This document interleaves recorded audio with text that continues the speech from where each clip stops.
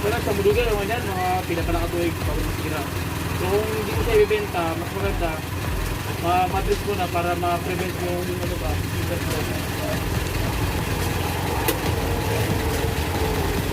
okay pa yung ano mo, makina mo. Malawang, may ano. Iba kasi ang 7K, matitibay kasi yung unang panahon ng mga makina eh. Ilaban mo ngayon sa mga bago na tag 1.7 million ang isa. Isang taon lang, wala na, sira na. Yung mabakal. Mas okay pa yung mga makina ng unang panahon, mga ganito. Oo. Ang bukso lang naman nanay putol. Oo, tahimik yung loob. Okay pa.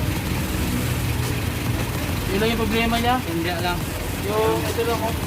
Pero hindi ka naman, okay ka naman yan. Paghanap mo na lang ulit. Hindi. Saka ito, alternator nito.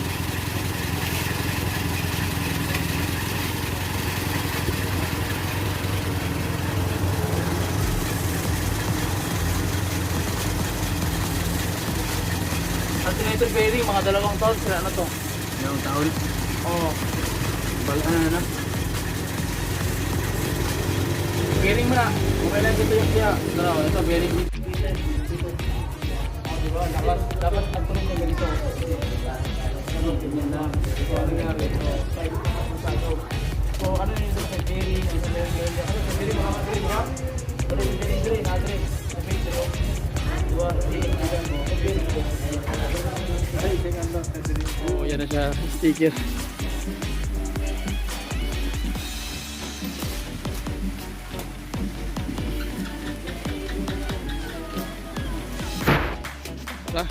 Wow.